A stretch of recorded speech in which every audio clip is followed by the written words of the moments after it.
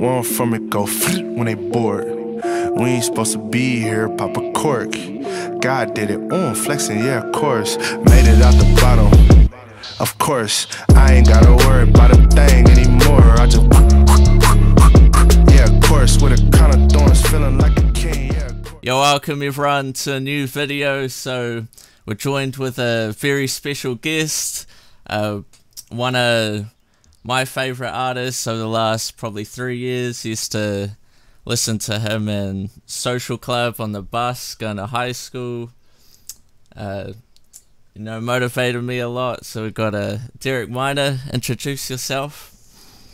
Yo, what's up? This is Derrick Minor, producer, rapper, label owner, everything else in between. Sweet. So you got your project, I think it's August 10th, is it? It's coming out? Yes, August 10th. Sweet. So yeah, one that I've been looking forward to a lot. So I guess with the trap, what is the mission and I guess purpose behind it? Or is it to inform people or just, you know, inspire people from where you grew up, or what's it all about? Yeah, so when I first journeyed on this project, I mean, I don't know how many people are familiar with what we're doing, but right now we're doing a 4-part project called Your Soul Must Fly, High Above the Trap by Any Means. So the first project was Your Soul Must Fly, High Above. The second project, third project is The Trap. And the last project will be By Any Means. So with this project, when I first got the idea, I knew this would be a darker project just because it's called The Trap. And I think one common misconception with this project is that it's a trap album, like the genre trap. But I wouldn't consider it that. Like, it's very diverse musically. And then, you know, if we're talking about the content, it's almost like after I finished the project is when it totally sank into me what I've been trying to communicate. And it's, the best way I can explain it is like, you think of trap, you think about a drug house.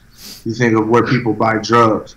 But a trap in general is a actual plot to do harm to someone that's innocent by luring them in with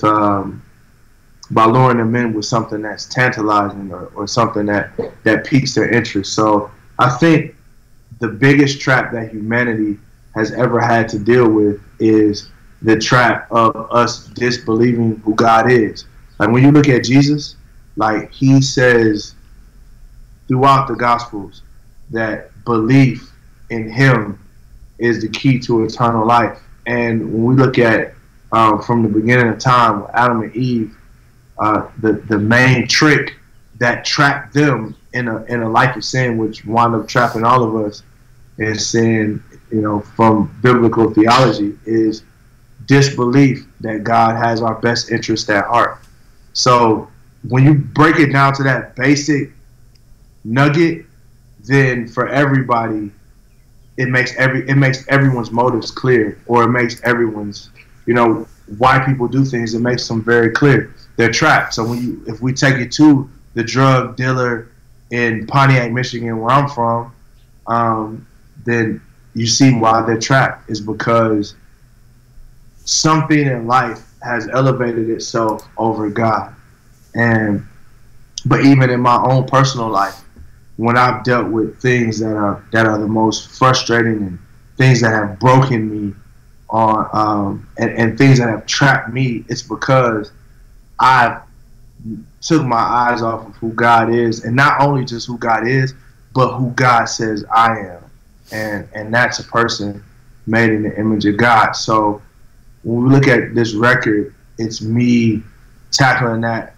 Oftentimes when you think of people talking about, you know, drugs or whatever, Christian rappers have often approached that from the perspective of, let me talk about, you know, I hope you quit selling drugs, and I do hope people stop selling drugs and all that stuff. But no one ever stops to listen to the drug dealer's story. You know, I have family members that sell drugs to this day. And the narrative about people that are poor, or people in certain environments, is they're unmotivated. It's that they're evil, and that they're thugs that deserve to be either shot or put in jail. And that's not my experience. My experience is they're people who oftentimes have been dealt a terrible hand, and they're making their best decision with what they have, which is what everybody's doing.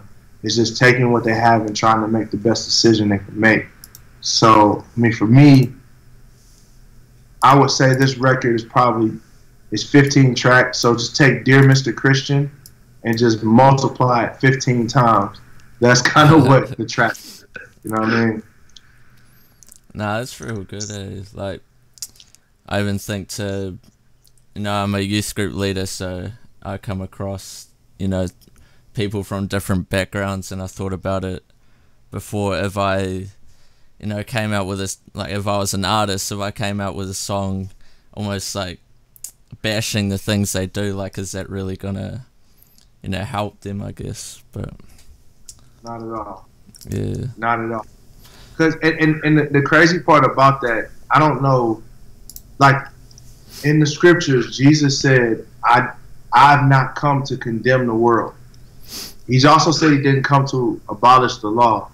But, at a concert I did last week, I had someone picketing outside of my concert telling me that people that are coming to my concert are going to hell because it's not worship music.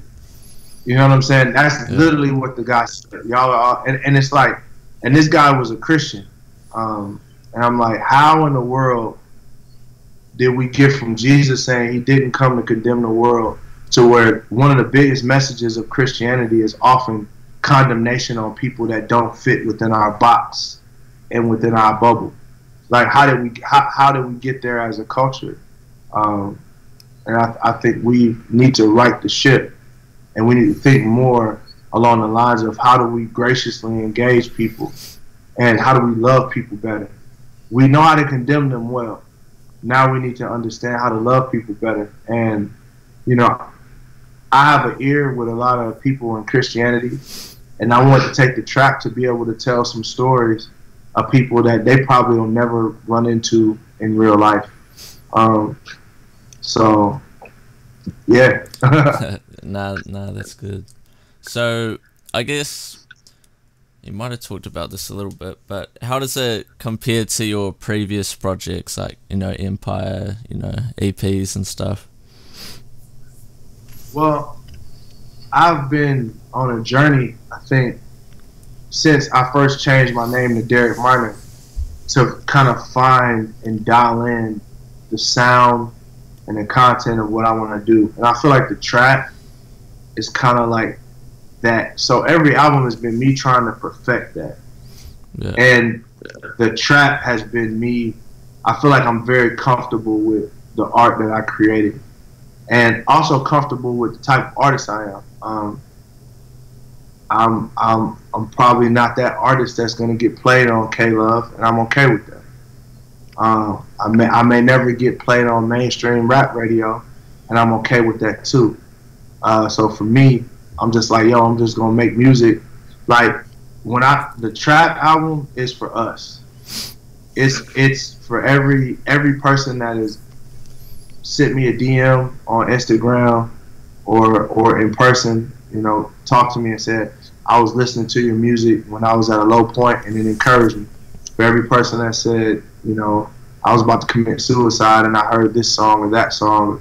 For every person that said, man, thank you for speaking out about, my life, whether it be, man, I used to sell drugs, or I was addicted to drugs, or my family members, just like your dad was on drugs, or somebody. For every person that has been broken and that's my fan or fam or whatever we call it, this for us. Like, I didn't write this with no industry in mind.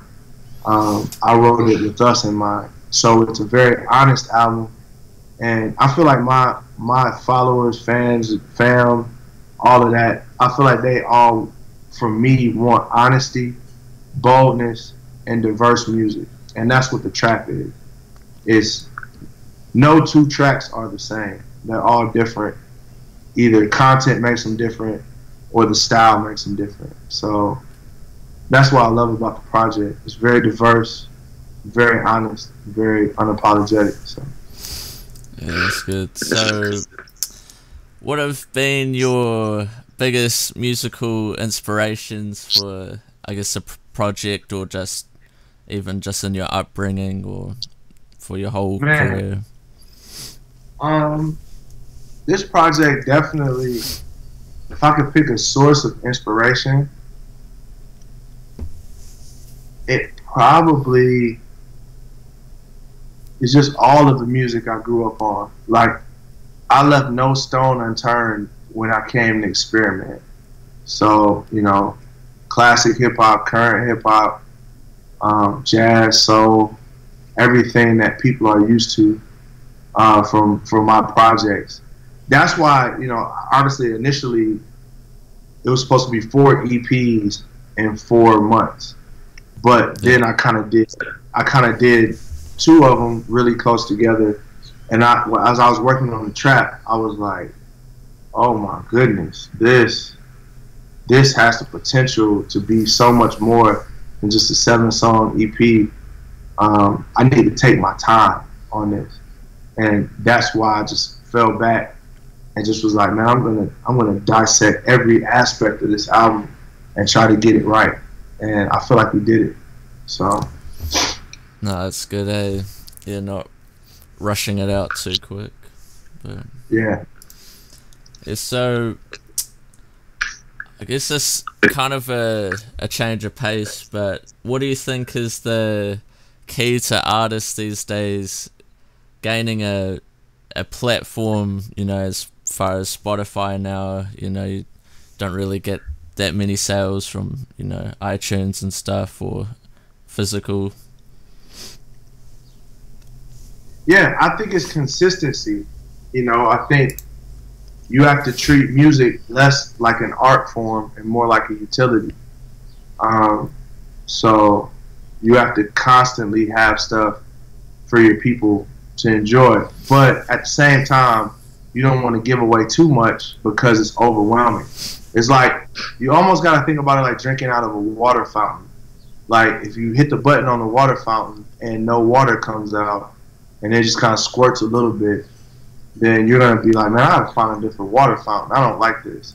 But if you hit the button and it comes out like a fire hose, like whoosh, Yeah. then they're going to be like, man, something's up with this. You know what I'm saying? So, and you waste water that way. So Yeah. I think it's trying to find that, for the new artist, is trying to find that way to dial in the perfect tempo at which you release music, and that you give people music. And also, I think authenticity, man. Christian music has often been accused, rightfully so, of being inauthentic because they never talk about anything bad. They just talk about all the safe stuff. So I think authenticity wins in today's society because people don't have to listen to your music. Like, in the past, someone, if they're, especially kids, if they're in a car with mom or dad, they have to listen to whatever's on the radio. Now everybody's in their headphones, so they don't have to listen to anything that they don't want to. So you better do your best job at creating art that is reflective of where you're at, and don't create anything that's inauthentic. Just be yourself, and meet people where they at. Yeah. So, what is the future after this? So you got, is another EP coming, and then what do you see yourself doing after that? I have no clue. I have no clue. Like, obviously, we got the It's Not a Game tour with me and Cannon and Byron, Juane, and a couple other people. So definitely plan on touring more. I'm sure I'll release more music. I've been doing a lot of producing lately, so I'm gonna see what comes of that. But man, David, I'm just having fun, bro. Like, low key, I'm trying to live life to the fullest right now. So I don't really know. You know, if another project, if I'm inspired, I'll do another one. And if not, I'm just enjoy producing and having fun and man, kicking it, bro. I'm trying to live life, dog. Straight up. That's good, eh? So, as final question, Okay. after your speech at a Legacy conference and 2017, after there was a bit of, I guess, quote unquote Christian beef, have you seen any change in Christian hip hop as far as more love for each other, that kind of stuff? Yeah. I mean, when you look around, man, like everyone is kind of like, especially the next generation of artists, they love each other, and that's what I wanted to inspire at that in that moment was, hey man, like let's love one another, man. Let's just make music and have fun and have a blast. Let's not take advantage of one another, but at the same time, let's not hold grudges. And I think we're growing. I'll say that. I think we're all growing. And we've been trying to put things in its proper perspective, because for the longest, people told us that Christian rap we had to almost be preachers and run our rap career like a church. Yeah. And nah, a church is a church and rap is rap. So now there's been a redefining, and pendulums have been swung far left, swung far right, and I think we're trying to dial it in to the middle. And I love where things are going right now. I think there's a lot of good things on the horizon. And, my challenge, especially for fans of the genre and people in the space, stop trying to pit these dudes against one another and just enjoy the art. Just enjoy the art. Like, I know everybody likes beef, everybody likes tea, everybody likes the juice, but man, enjoy the art. Like, I mean, I'll be honest, and I think this is just the way our culture is now, but some of the most negative people I've experienced have been quote unquote Christian rap fans. You know what I'm saying? Which is sad, but then also some of the most inspiring people have been Christian rap fans. You know what I'm saying? Like, Christian rap fans get kicked in the chest a whole lot. But, I think what we have to do in general, just as Christians, is fight to actually love one another and fight to view people with grace and know that these artists, we are not perfect. I'm trying to figure it out just like you. Like, I just can rap. That's the only difference with you is I can rap. As far as what's happening in culture, as far as, personal life, I got my skeletons. I got things that if you looked in my private life, you probably would say, man, I can't believe Derrick does those things. And I can guarantee you, if I look in your private life, you have the same thing. Yeah. And I think when it comes to art and artists, we look at Christians, we want to put people on pedestals. And like, man, let's put the only person we need to put on a pedestal is Jesus. Everybody else, man, let's just enjoy their art. Let's have fun, when cats are having fun, and give people space to grow. And let's have fun, man. Like, I'm trying to live good. I'm trying to be on mission, trying to be focused. And I think it's just time out for beef and all that stuff. So definitely.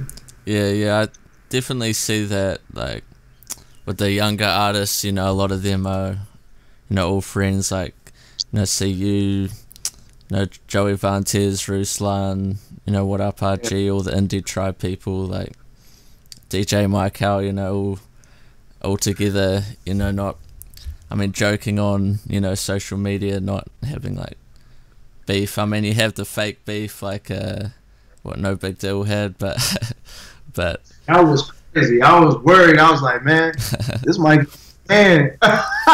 Yeah, when I saw it, I assumed it was fake, so I didn't talk about it. But yeah, have people messaging and stuff. Oh, have you heard of this beef? But but nah. Yeah, so I think that's all my questions. But anything you want to say? Plug anything? Man, thank you. It's not a game tour. Is go to DerrickMinor.com for tickets. And then the trap, August 10th, man. And number 3, thank you for anybody that's listening. For all the people that's ever streamed a record, bought a project, bought a ticket, t-shirt, whatever. I appreciate it, and thank you. And I hope that the trap inspires you as much as it inspired me as I was creating it. So we'll see August 10th, right? Yeah, sweet. I'll have all the links in the description, so if you guys want to check that out. I assume this would be going out before, so does it have a pre-order? Or assume it does. Yeah. Right now, DerrickMinor.com, pre-order it for sure. Yeah, go and click that link in the description. But yeah, I just want to thank you for everything you've done for the scene, and for me in my personal life. I've dealt with depression, so like some songs you're just not feeling motivated, so trying to think of some of the harder songs, like I guess like It Is What It Is, or Who You Know, or listening to Minorville or Empire on the bus to high school and stuff. But but yeah, I hope you guys enjoyed. Go and check out Derrick Minor's project, really good, look forward to it. And yeah, I'll see you guys in the next video. Sweet. Oh my God. Yes, sir. Judge sent me away for like 20 years. I said I ain't had no options, he ain't trying to hear. A minute off the street, the system went again. Well, who gon' save us from my environment? Where I'm from, it ain't no heroes. That made my decision easy like a freestyle.